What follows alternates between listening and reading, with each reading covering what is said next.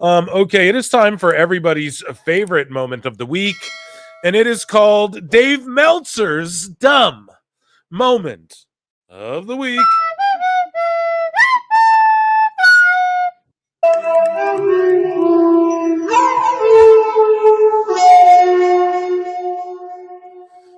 So Mercedes Moné told Dave Meltzer, we covered it on the last show. She told him to shut the f up. We covered it live on the air. Basically, he went on this rant about us. This is Sting versus Ric Flair. You're Flair, Monet. So make Harley Cameron. It's time to make her like Flair made Sting. And yeah, so here's Alfred Konuwa's take on it, about a minute long. And this popped me hard. Shout out, This Is Nasty, a friend of the show. Let's go. He ran his mouth and got told to shut it because Dave Meltzer pissed off another wrestler. The stuttering sicko rambled for what seemed like hours about how great Harley Cameron is and why it's somehow Mercedes Moné's job to do the job and put her over the way Ric Flair did for Sting. I've been putting Harley Cameron over forever, saying when Swerve first came into AEW, is when I was like, you know, him with Hobbs and Harley, and they're like and Nana, and they're like a record company type, sort of like Hit Row 2, but I was like, that would work because she can do the rapping and singing thing. Saying it forever. Because put it this way, Harley Cameron, Harley Cameron is exactly like Steve. Mercedes said, and I quote, shut the up. Look, I love Harley Cameron. Nerd alert. I think she can save AEW, but not with Dave Meltzer's help. In fact, STFU is exactly what Dave needs to do. Gooner Dave is so hateable. Gooner Dave. Oh my God. Anything he loves gets hated. Dave could turn black people against swag surfing if he loved it enough. He's like Lenny Small from Of Mice and Men when he literally loved a puppy to death. That's what him and his imaginary star ratings did to AEW, and if he doesn't shut the fuck up, that's what he'll do to Harley Cameron. I get it, Dave. You're cuckoo for Cameron. Yeah, that's it, man. Dave, shut up because you ruin everything. Dave is like when your parents start using the lingo of today or whatever, and then you're like, God damn, it's so cringe and out of touch. That's what Dave is, man. She's really cooling over. Okay, now it's not cool, you know? Now shut up, because he ran. Yeah, thank you, Konoha, for saying that and pointing that part out, because that's the part everybody's forgetting, okay? Thanks for that one. So we have a Bryan. Where the f is my Bryan? We got Bryan moment of the week here. So we covered this already on the show, I believe. Yeah, we did. I already read this, but I got to read it again. So Bryan goes, in his quest to conquer luchadors, there are rumors that Chad Gable could actually be working some matches in AAA while he's off WWE TV. And he says, I also have been told, I don't know if this is true or not, I sure hope it is, that Chad Gable is actually going to be working some dates for AAA. And then later, on the same day, he tweets out, it looks like Chad Gable will not be headed to AAA. There was a plan involving a luchador mentoring him, but it may have fallen through. So which is it, you stupid idiot, Bryan? Stupid idiot! Bryan! Right? Like, well, which is it? The same day? Well, actually, so you heard a rumor, you talked on what's supposed to be your news show, said you heard a rumor, instead of come on a dumb comedy show like this where I go, don't listen to anything I say, I'm stupid. And I go, okay, someone kind of told me this, it could be totally off, but let's keep an eye on this. Instead of doing that, you go, and also, this is you getting worked, Bryan, because whatever he's doing, there's some luchador thing he's doing 100%. We're going to get a vignette of him training with a luchador. I think it'd be funniest if it was just El Generico training him, but in a mask, and he didn't know it was El Generico. That would be too goofy, though. But you remember when Sammy and Chad had the training? But then it's Sammy in a mask training Chad, and he doesn't realize Sammy's Generico. I think that would be funny, but that's too comedy-ish. I think people would boo-boo on that. But anyways, Gable's doing something. Now, whether he goes to AAA or whatever, who knows? I could see it, and I believe it. And that would be smart. That'd be awesome. However, why don't you send the whole Creed faction down there, you know? Or the whole, American Made. But it's just funny that Bryan's like, well, it looks like he will not be headed there. So, like, either WWE, someone contacted him, was like, no, that's not true, because it is true, or he was just talking out of his ass or something. But either way, I think that's the first official, like, Bryan, which is part of Dave Meltzer's dumb moment of the week, because they are WONF4W. They share it They have to own it. Okay. So the main event of the evening, we have. Yeah, let's just do the whole thing. Shout out, R.I.P. Harley Quinn Cornette. Shout out, Mrs. C and Castle Cornette, and shout out Jim Cornette and Brian Last. Make sure you guys subscribe to official Jim Cornette. You all already are, because I can see my analytics. I know who watches my show and who watches his show. And so, yeah, this is amazing. I love when they do the Dave crossover stuff. They cover it in a way different way. I feel like their approach to ripping on Dave, and they find these gems and they're going retroactive. I always said, hey, when all else fails, I'll go retroactive, but I'm the Times, so I got to keep you relevant. I throw in some throwbacks here and there. However, Last can add more context. Like, Jim was around back in the day, so when they do these, like, the Dave files, and because who else can even get access to that type of stuff other than someone who has like a treasure trove of, ability to access people and stuff like that. So I love these. Shout them out. Subscribe to the channel and the drive-through and the experience. Here we go. Good time in the show to talk about this match. Did you hear the latest Dave Meltzer, Bryan Alvarez argument? Oh, are they fighting again? And thanks whoever sent this in, because I did not know about this, and Meltzer said did not send me this. So somebody needs to regulate Dave's medicine, because he wouldn't get cranky. Then maybe it's his blood sugar, or could be he needs some Metamucil. What are they arguing about now? Well, they're arguing about this match. So let's go to this. The Meltzer Says What Twitter account. Oh my God. Which follows. How dare he? Or is this the same argument that we went over on the show? Probably, right? Am I wrong, chat? Someone in chat, let me know. But let's just listen to the whole goddamn thing.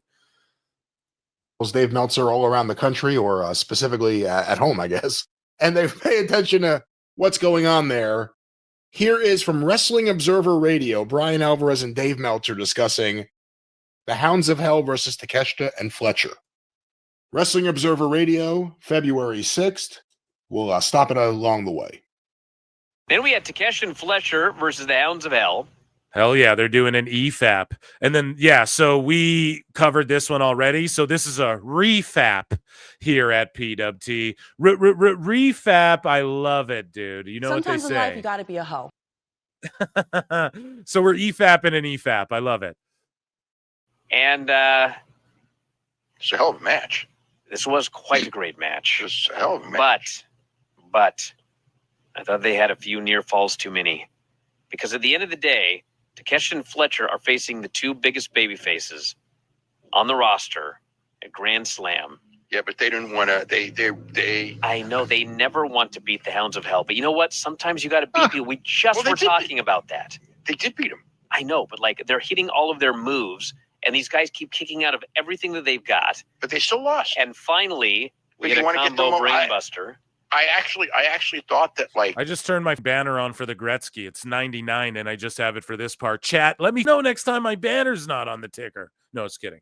That's my bad. But for 100, we got to have it on. Here we go. They did the best. I know you're going to put this over. I know you like this stuff. I don't like it. Sometimes it's time to get over a team and not the other team. But this is not one of those times. This is the time where A team? You mean like Mr. T? Well, he's retired. He got over at WrestleMania. What do you mean? A team? You have to get over both teams. No. The Hounds of Hell they're just getting started. Then they should face somebody else and get over. Well, Takeshita and Fletcher are right. going to Australia in 2 weeks against Will Ospreay and Kenny Omega, the dream team. Okay? They won. Yes, after not being able to beat them with one near fall after another. And you could even hear the crowd. They had a spot at the end. They had a great where match. there was like, And they had a great match. Takeshita rakes Buddy's eyes. Fletcher hits him with the draping DDT. They go for the cover. Brody kicks out. And you can hear the crowd like, okay, he kicked out of that one. And then they do another one. And they do another one. And then finally they hit that combo brain butt. And you can listen to the crowd. You can hear the crowd hit a peak. And then they kicked out of one too many near falls, and they lost the crowd. I'll have to watch. Go watch it again. I'm telling you. I certainly did not see it that way. Oh my God, yeah, the same reaction right here. I love it that Jim's reacting to this. Watch it again. And I mean the thing also is again, it's like this was They wanted to give those guys a win over somebody credible, but they didn't want to. Look, they won. And like, how does Dave know all this? Man, they wanted to do this, but not this. So like, Tony told you this. Like, what? How do you just say this so confidently? All that matters at the end of the day, they got the win. In WWE, they would have done it the same way. No, it would have been much more dominant. When Jey Uso was going for the title, Almost choked and spit out my water when he said that. Jesus. it's not going to go there and go. That's the story, though, Dave. That's the story. Yeah. Oh, good Lord. All right, we're going to stop it there for a moment. We have more audio to play, but what are your initial thoughts? Again, Alvarez makes a lot of sense. He still won't say anything bad about Chris Jericho or Britt Baker, but otherwise he's come around on a lot of these things. Dave still has his feet in the ground, his head in the ground. I'm not exactly sure, but what are your thoughts? I think he's doubled over and both ends are in the ground. He won't get off, but it is a great match. It doesn't matter. But Alvarez is looking at the other side of the coin that we were looking at. How does it help the Hounds of Hell to come back in and get beat when they've just been repackaged? But from the other side of the coin, he's right. Old Kenny and Willie are apparently they're two premier baby faces that they want to try to push in that spot. So they are, and they should be beating people in quick and dominant fashion, coming up on a big show where they're against the evil. Well, it's the big show. Heel managers to henchmen. It's the same way on the other side of the mirror of looking at the thing. That's why we were saying, for a variety of reasons, it didn't make any sense to have this match. But Dave will not get off. Well, they did beat him. Yeah, after they pulled out a goddamn bazooka, but it was a great match. But it doesn't. Sometimes the match doesn't need to be great. Exactly, man. How if every match is great, then how can the main event be great? Everything's great, then nothing's great if everything's great. It's great. So I love that Jim points that out too. You need to have a great match that people paid to see I started to say the stadium, because it allows it's something else to be great. Then by proxy, it's great because the event's great. Because the main event was great and the key matches and the right spots were great. You know what I mean? Downsized arena. You know what? Some company named Downsizing ought to buy arena naming rights and we could be the Downsized Arena. Who the hell names their company Downsizing? Well, people that want to make more money. What? All right, well, get rid of all those extraneous expenses. I'll tell you who's not downsizing. Tony Khan. Let's go back to this discussion. Bryan Alvarez, Dave Meltzer, Wrestling Observer Radio, about the match we just reviewed, the Hounds of Hell versus the Callis family. Okay, what about Sami Zayn and CM Punk? Sami Zayn got all kinds of offense on CM Punk. Are the Hounds of Hell He got all kinds of and Fletcher it all in? If they're not, it's not the same as Jay and Gunther. Okay, because that's the story that he can't. What did I say about the guy? What is the story? Sami Zayn and Punk. Sami Zayn and Punk. Yeah, okay. Punk beat him. He did beat him decisively, clean. Right, clean. After how many near falls?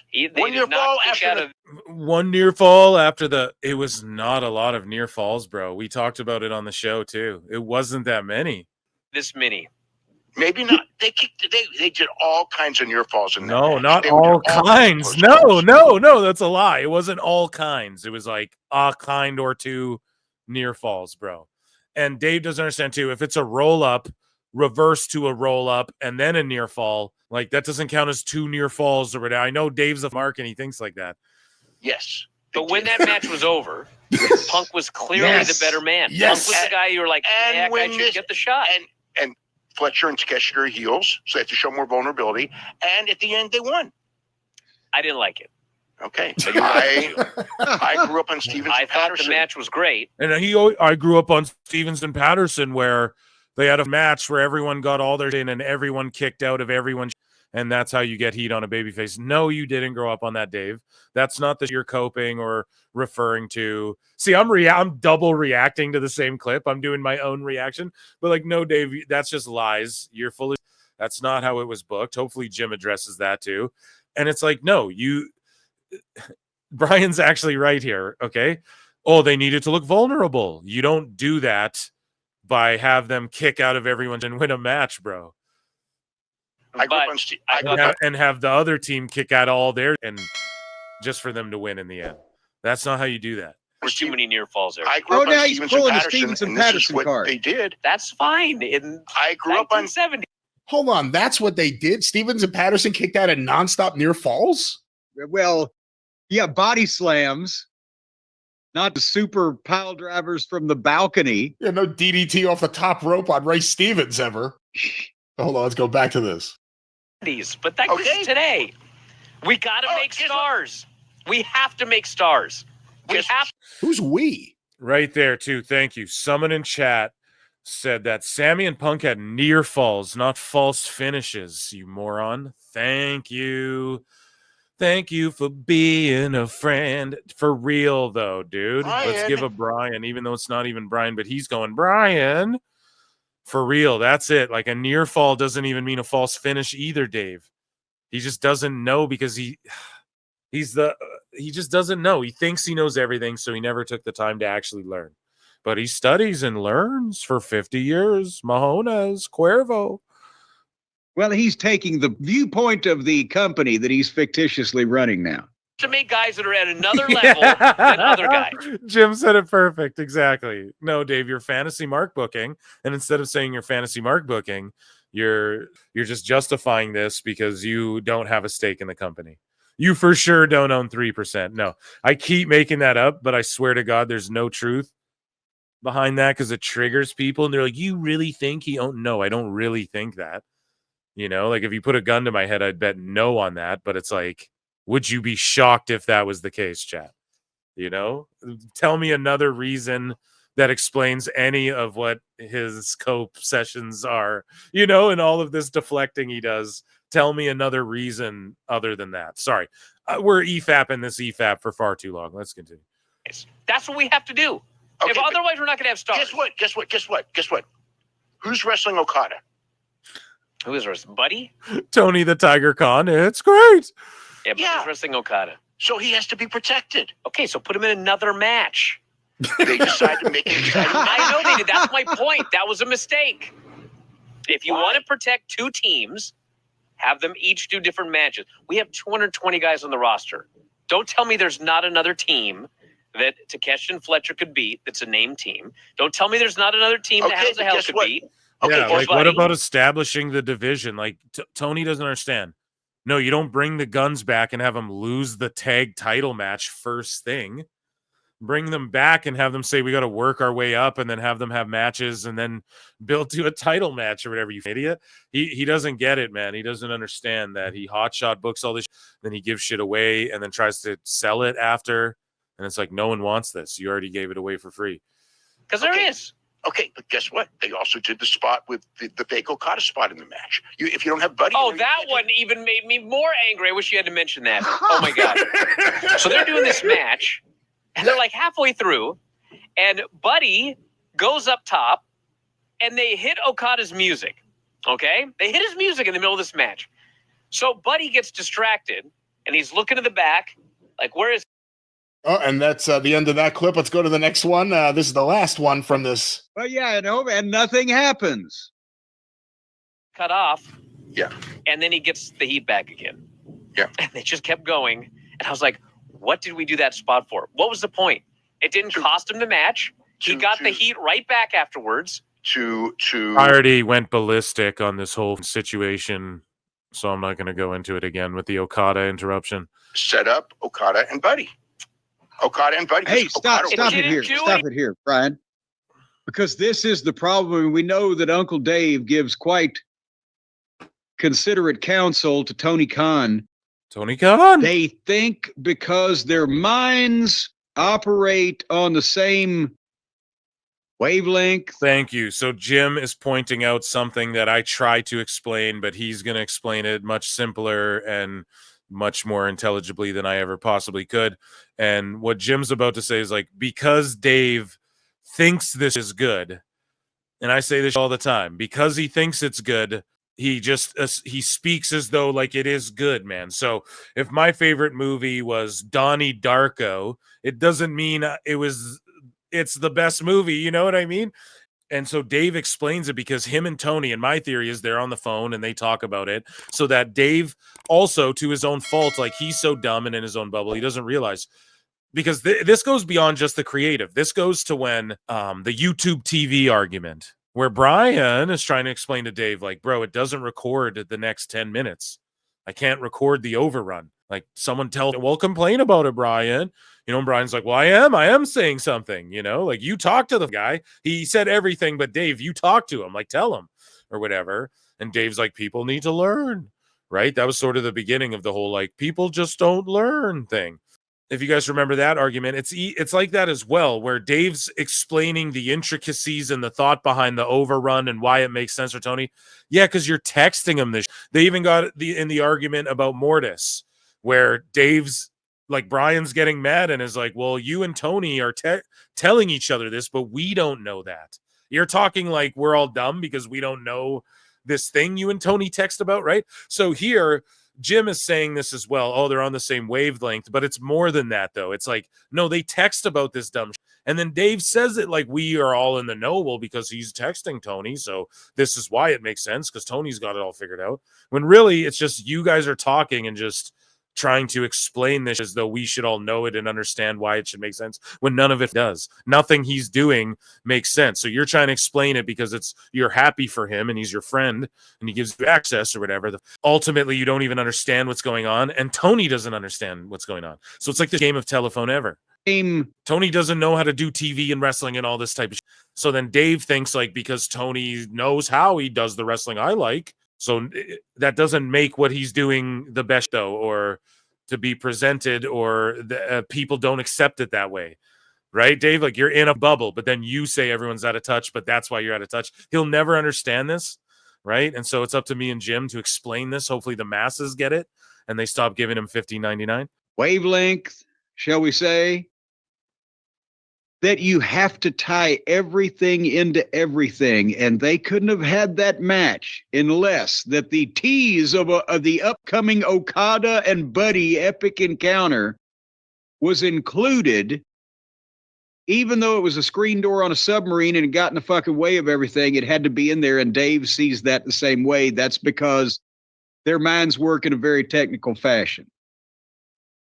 Well, the other thing is, how did it build up the match? Again, it's one thing if Okada interfered and then Buddy was pinned. Although he's eating a pin, he has a reason to be mad at Okada, and he's an imposing-looking guy. Again, we're talking about how this match didn't build up the Hounds of Hell. We didn't even talk about the fact it does really nothing to build up Okada and Buddy, which is, I guess, a feud centered around the fact that Buddy called Okada a bitch. Yeah, it does. And then now Dustin Rhodes is just calling everyone a bitch, so who gives us just a bunch of bitches bitching, you know? And none of this matters. That's the problem, too. Like, what? It builds up the Okada Buddy match? That was a match? Well, yeah, but that's what, again, Tony thinks, oh, we got to remind him about that. And he just, he'll throw it in, whether it fits or not. And it didn't matter.